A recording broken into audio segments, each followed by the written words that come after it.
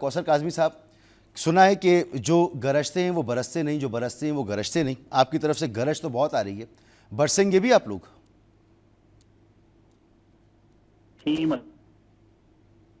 اللہم صلی علی محمد وآل محمد۔ میرے بھائی، برسنے کی جہاں تک بات ہے اور گرجنے کی بات ہے، کیوں چور، ڈاکو، لٹیرے، بددیانت، کرپٹ، یہ چیزیں تو عمران خان صاحب اپنے ڈے ون جب سیاست شروع کیا وہ کر رہے تھے۔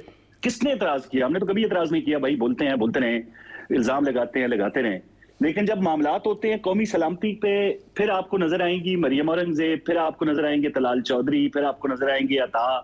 یہ سارے لوگ کیا بات کر رہے ہیں؟ ہم یہ تو نہیں کہہ رہے ہم پہ تنقید نہ کریں، حکومت پہ نہ کریں، ہماری پالیسیز پہ نہ کریں، ہم یہ کہہ رہے ہیں کہ دشمن کے اعلی کار بن کے، ان کی پراکسیز بن کے، ان کے لیے سہولت میسر نہ کریں، ان کو ایسا مواد نہ دیں کہ باجماعت ان کے چینلز ریاست پاکستان کے خلاف ایک پوری مہم چلائیں اور ان کو مواد دیں آپ کا جیل میں بیٹھا قیدی 804۔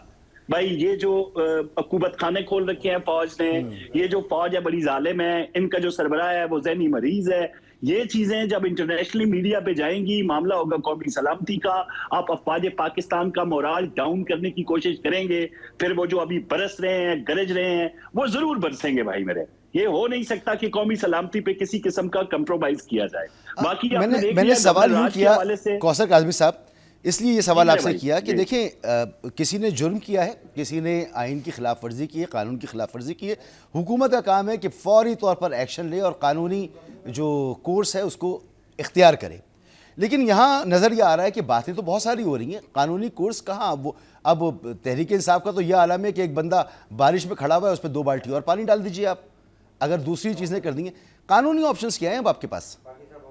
آپ نے شاید دیکھا نہیں کہ چاہے وہ بی ایل اے کا وہ ٹرین جعفر ایکسپریس کا واقعہ ہو یا اس کے بعد مارکہ حق کو، ایک سیاسی جماعت کی طرف سے کس طرح کی زبان استعمال کی گئی، اور پھر اس ادارے کا صبر جو ہے اس کا پیمانہ لبریز ہوتا ہے، اور تاریخ میں پہلی دفعہ کسی سیاسی جماعت کو لے کر فوج جیسے ادارے کو اس طرح کی ایک میڈیا ٹاک کرنی پڑی کیونکہ ان کو بدنام کیا جا رہا تھا۔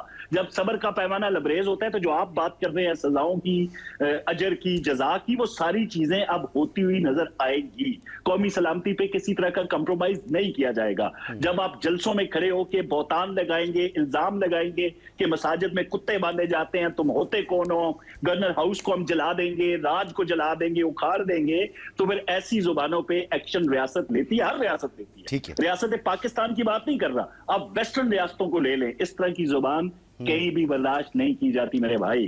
اور جہاں تک میں کہہ رہا ہوں کہ پراکسیز ہیں یہ، تو اس میں تو دلیل کے ساتھ ہم بات بے کرتے شک ہیں یہ تو آئین میں بھائی۔ لکھا ہے سر، آئین میں لکھا ہوا ہے کہ قومی اداروں اور قومی اداروں کے سربراہوں، ملک کے دوست ممالک اور جو ایسی شخصیات ہیں ان کے خلاف آپ زبان غلط استعمال نہیں کر سکتے، تو ایکشن ہونا چاہیے۔